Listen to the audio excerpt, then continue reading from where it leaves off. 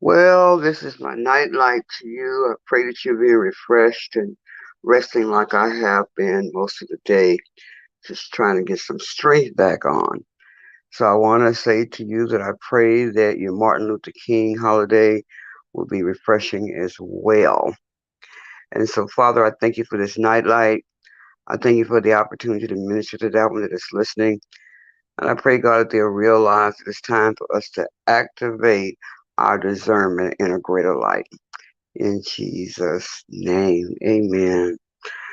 Well, as I was sitting here meditating today and I thought about, several things, but one of the things I thought about was some of the lessons that we've been going over and talking about, making sure that we try spirit by spirit and to make sure that what God has put to our hands, that we do not allow it to be derailed by, wrong relationships. And so tonight in this nightlight, I just want to just kind of give you some revelation about the marks of unfaithful people. This is just part one of what I like to talk about. This is when I have my break time. That's what I'm doing. I'm breaking and resting, and this is in my spirit. So I wanted to share with you the first scripture I want to give you is coming from Luke 16 and verse 10 that says, "He that is faithful in that which is least is faithful also in much. He that is unjust in the least is unjust also in much." So I hope you get that scripture and you read it in your own time and recognize, what Proverbs 20 and verse 6 said. I'm going to read that in the Amplified. It says, "Many a man proclaims his own loving kindness and goodness, but a faithful man who can find." And I wanted to bring this up because we do have a lot of people who we don't recognize there's some marks of unfaithfulness in the people. And so as you begin to grow and get prepared for your fasting and all that you're doing for the new year, I just want you to pay attention to some marks of unfaithful people. We have a lot of people who have a great form of being faithful or of being committed to a relationship or being committed to do a thing, whether it is in a relationship or partnership, or whether it's just that person just don't know how to be faithful, don't know how to commit. So I want to share these tonight while I got my wrist on here. Um, and we know First John 4, 1 to 5 tells us that, we need to try the spirits. I said earlier on, that we need to try every spirit.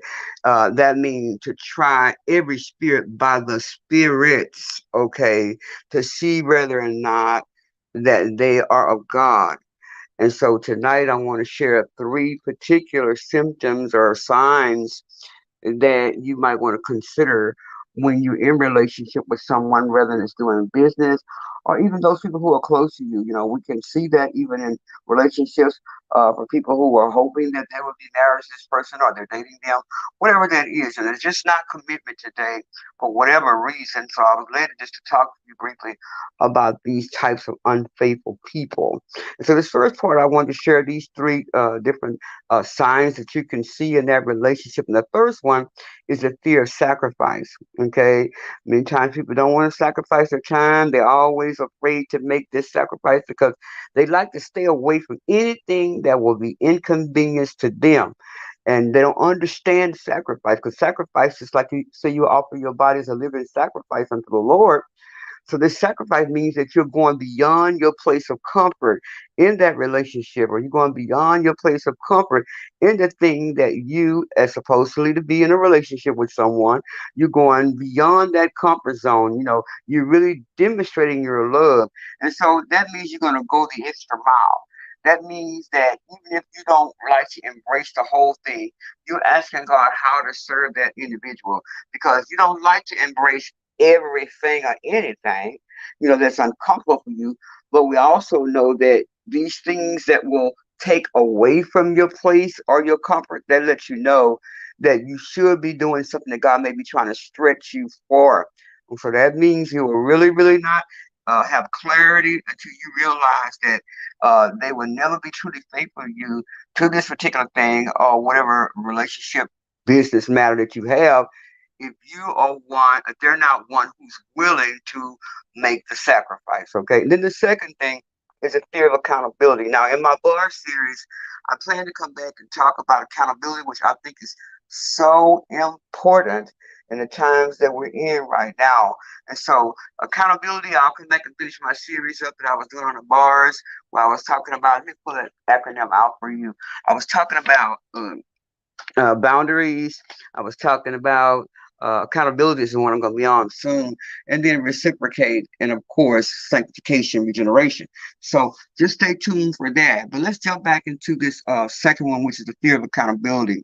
I really meditated on that because of the fact that many are failing in relationships, many are failing, as a spouse, or even someone that's preparing to be married or what have you. This accountability is very, very important. This is the reason why we have so much downfall in marriages and so much downfall in relationships. Because it's coming from those who are really up close and personal. So the fear of accountability, what I'm trying to get is that people who are unfaithful, they don't like to be accountable. That's in anything. Church, go to church, be a part of an auxiliary, be a part of a team. They're just not faithful because they don't know how to be accountable. And so that means they're uncomfortable with accountability. They don't like anybody telling them what and what not to do. So they avoid correction. Accountability deals with our submission. It makes us submit to a thing of or a person or an authority. And so it deals with our being responsible. It's simply said. And if you're not going to be faithful to that person or that issue that you put your hand to the plow, you must be willing to respond properly to accountability, because what you sow, that's what you're going to reap. And then the third one, of course, is the fear of commitment. Well, we got a lot of people that are thinking that they're going to get married or they're in a relationship that they're truly committed about, and we see it happen across the globe where people are truly not committed. And that's just not somebody that's dating. That's just in relationships, period. They'll say, oh, I got your back and I'm here for you. And they're really not committed, okay? So the fear of commitment is a big issue for the reason that they feel that they don't want to obligate, okay? They don't want to obligate themselves to anything. That's why they fear the commitment. They don't want to feel tied down. So true commitment is going to take you from your own. That's the reason why a lot of people are selfish in that place. They don't want to go past themselves, to allow God to use them, to allow God to get them to be able to stretch into another dimension of showing that I really am faithful to what I put my hand toward that individual's life who God has, connected me to. So what this says is that I fear committing because you may be expecting too much out of me, or this demand that you want from me. And so what these demands are, they sometimes feel that this demand is more than just me saying, yes, I'll sacrifice. It's like you're demanding me to commit into something right now. And so some people do. They fear that. So commitment demands a change of lifestyle in you. First of all, okay. So if you're looking at demanding, the first thing you need to be doing is searching yourself to see what is my lifestyle like. Period. First of all, we got to be able to have a discerning of spirit, okay? Because you connect with somebody who you already know that their lifestyle don't even sync with where you are. So why in the world are you trying to be with them and get them to commit to anything? Period. It just don't match. The yoke is not there. So if you are committed to a thing, and that means that these things that you expect that are not causing a commitment to change the thing that is in you, or that individual is not making it change, then you have not made a true commitment. They are not committed, and you might as well go ahead and lose that person. I ain't tell you to leave them alone. I'm just telling you that you can't use them in the place where you have them be committed to a thing. And so then the next thing, in regards to this fear of commitment creates loneliness. Okay, so the reason why it creates loneliness, because very often when we're walking with God and doing what is right, on this journey, on this kingdom walk, that means there's going to be people that's going to travel along with us. Very, how they say, you're going to ride or die with me. You're going to find that very, very not plentiful at all. Okay. And so this is going to be few. You can't probably count them on your hand. And sometimes you may find yourself traveling this road of trying to get to where you need to be, which makes you feel lonely because of the fact that the people that you thought was going to be with you, they're just not there. And it is painful. I'm trying to show you something. You got to look at it, look at these signs, and look at these different marks that God is showing you along the way in the lives of these people that you've allowed to connect to you. And that's very important for you to recognize. the commitment, the fear of commitment, and where are you with that? And then the third thing about this fear of commitment is commitment creates criticism.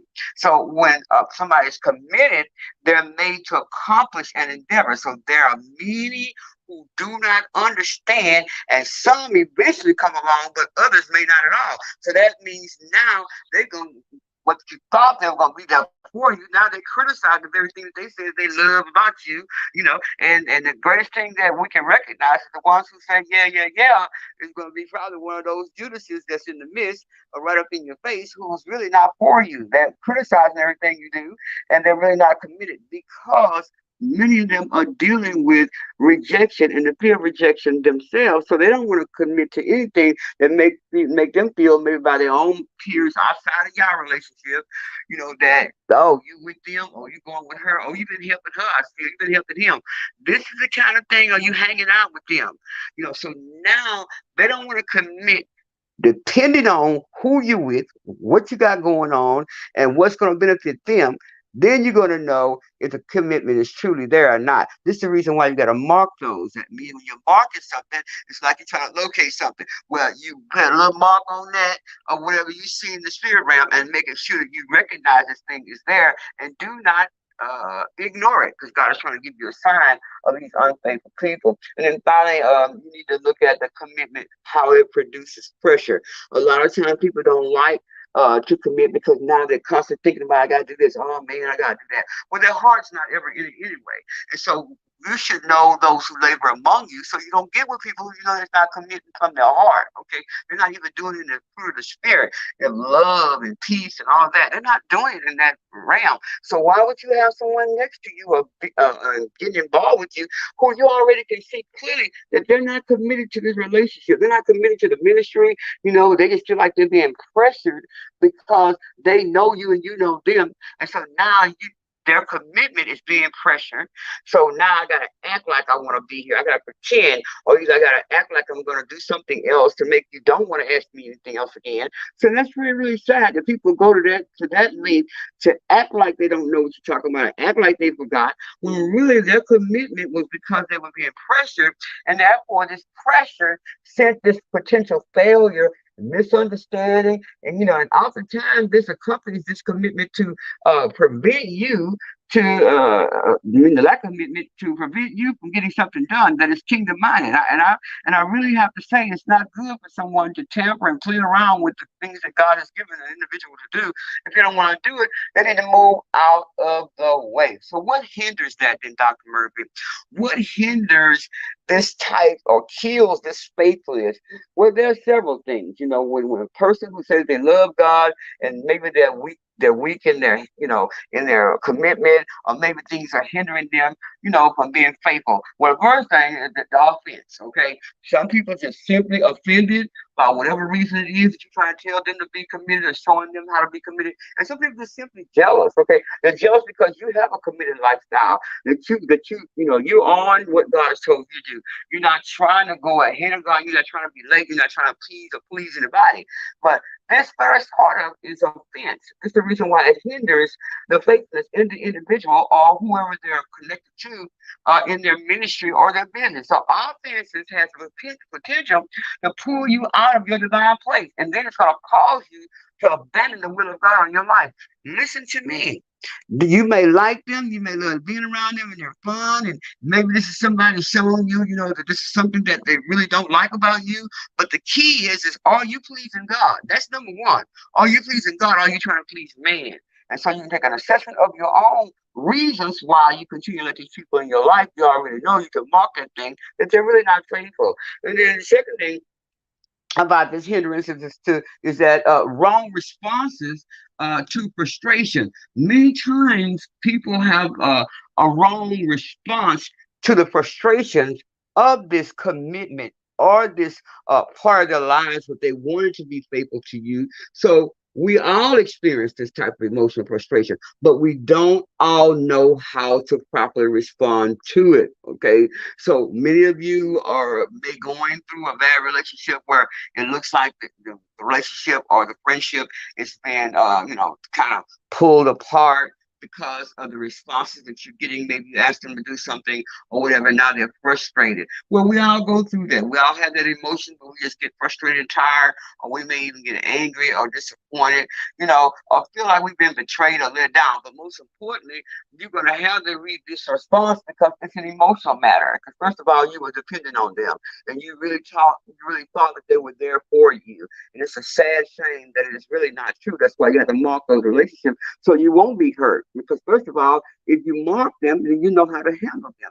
You know how to handle them based on where they are. Because a lot of people talk good talk, but they're not where they need to be. And as a watcher and a seer, I see those things and may not ever say anything as God leads me to talk, I will. But one thing, anybody that can see that leads you beyond just a discernment, you can see the thing before you even get there. So what you need to be doing is praying for the individual and most importantly for yourself so you aren't just jumping no flesh, okay, and get real mad at them. So when I see these things through my eyes as a seer, I look at it and say, Lord, have mercy. Lord, show me how to pray for this individual. And all they have to say to me is, I can't. I don't really think I want to get involved with that, or that's a little bit too much for me. But no, just to be fake like that, that brings on frustration for a lot of people who don't know how to handle those types of relationships. And the next thing, the third part of this that hinders it is a lack of visible progress, okay, and what you are faithful to. Many of you don't have anything to prove from where you're moving for kingdom minded purposes for God to be glorified because you lack this visible progress. You lack seeing this, what God wants you to do, and making sure you maintain. Sometimes, you can just let go of your faithfulness in an area or a function because you seem not to see improvement or advancement in it. So you just move back. You don't want to go no further in it. That's because you lost light of hope and you really were depending on somebody else. And God is depending on what you believe that He's told you to do and not what you, how to say, depending on the hand of man. And so this lack of visible progress and what you're faithful to sometimes will cause you to delay or get, how they say, derail because you're depending on other people. It's going to hinder your faithfulness as God's trying to prune you into this place to go ye therefore and do what I ask you to do. Don't be afraid. And most importantly, like I always say, don't listen to the devil. All right. And the next thing is sometimes delay comes or faithfulness is being destroyed because we delay in coming to the knowledge of your own where you are. Okay. You delay in coming into the knowledge of your own truth. Okay. This is when your own goals, your own desires and gratification, which means to you more than pleasing God. That means these selfish things that you feel like somebody can pat you on the back about or give you this title or this recognition, that means more to you than anything. So you're being delayed because you want to come to the knowledge of your own. You want to be able to see something just for yourself right now. Is this for God or is it just for you? Because remember, everything belongs to Him anyway, even the money you got. Just making sure that you realize that this is a lot of reasons why people are hindered because this is where your mindset is. It's what your goal is, and you should have one. And what your desire is, and you should have a great desire. But what your gratification is a lot more, how they say, challenging because we have these gratifications of things for ourselves that God is not pleased with because you're pleasing self more than you're pleasing God. And sometimes when we experience this delay in seeing and receiving what God has promised us, it can weaken our faithfulness to even to be responsible. So when we can give up and quit, our faithfulness in that area, then God is saying, well, I'm going to let her do it or let them do it. Then now you're trying to figure out why God didn't answer you, why God not paying attention to what I asked Him for. Well, because you're delayed responsibility in getting to come to the knowledge of truth of who you are and what He expects from you. It's because you're really looking at it and how they say on the surface. You're looking at what you can get from other people, what you're gonna look like. No, no, no. You're either gonna be moving by faith and to trust God for what you believe that is what He said, and you won't let nothing hinder that. And then the fifth thing is the lack of appreciation and encouragement. Okay, lack of appreciation and encouragement. Every one of us likes to be appreciated. Everybody want to be encouraged, and we know we would love that because that would boost us up to be stronger, okay? And what we do, we're saying, and once in a while, I would like for somebody to say, oh, thank you, Dr. Murphy, that was good. I appreciate that. So we all appreciate that. But when you start trying to glut this type of gratification or this type of glory, what I call vainglory, oftentimes when this not happening for us, the enemy wants to use and take advantage of it and create this discouragement, with your feelings being to the point that you feel like that you're not, you just have this I'm not enough mentality, I feel worthless about it. And so you feel like even that you're being used by the person. I call them sap suckers because they always coming for something. It ain't bringing nothing. So this can affect the believer's strength of faithfulness. And so you got to be very, very careful and mark these people who you know that's unfaithful because all they doing is pouring the same type of mentality on you because you don't want to lose the friendship, or you don't want to, how they say, rock the boat, and you want to, for peace sake, try to keep the relationship, but yet you're failing in your faithfulness. God honors the faith as a mustard seed more than anything. Not what you think that you can do in your own strength, not what you can produce, but what you believe that God is showing you to do. And then finally, and you want to make sure that the unsteadiness of your focus is not getting off because you're preparing to fast. You're going through these 21 Daniel fasts and so many other fasts that the church and leadership are doing today. But like I always say, let's fast out of hell. Because actually many of us are fasting our flesh, okay? Meaning I want to fast at this issue, but you're starving your flesh. We need to starve hell, okay? The issue of rejection, the issue of fear of failure, lust and anger and unforgiveness. These are the things we need to look at so you can have focus. But you're not going to have focus when you have these people that you've allowed and you brought in your midst, okay, who you already knew was unfaithful. You can see the things they do with other people when you met them, when you knew that this relationship that you either got a business relationship with, or whether it's ministry, or it is a relationship, whether it's just a girlfriend or bro. You need to understand that this unsteadiness, of your faithfulness is going to get you off focus. So focus, remember, is what you see, right? It is what you love. It's what you pursue. It's what you are interested in, that you have this passion for, that God has promised us that He will get desires of our heart about.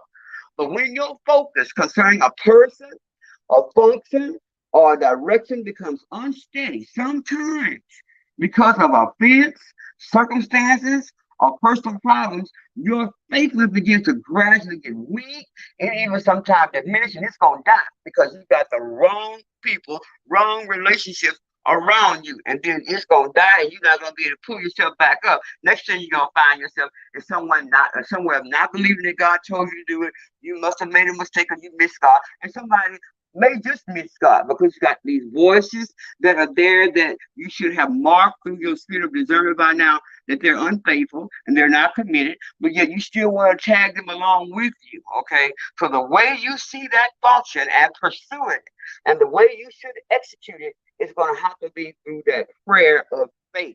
You can no longer allow just your passion and your interest to be there. You got to make sure that your focus is there as well, and to watch and pray. I gave out those 4 W's for 23 that He's been speaking to me before 23, and that is we need to watch. That's number one.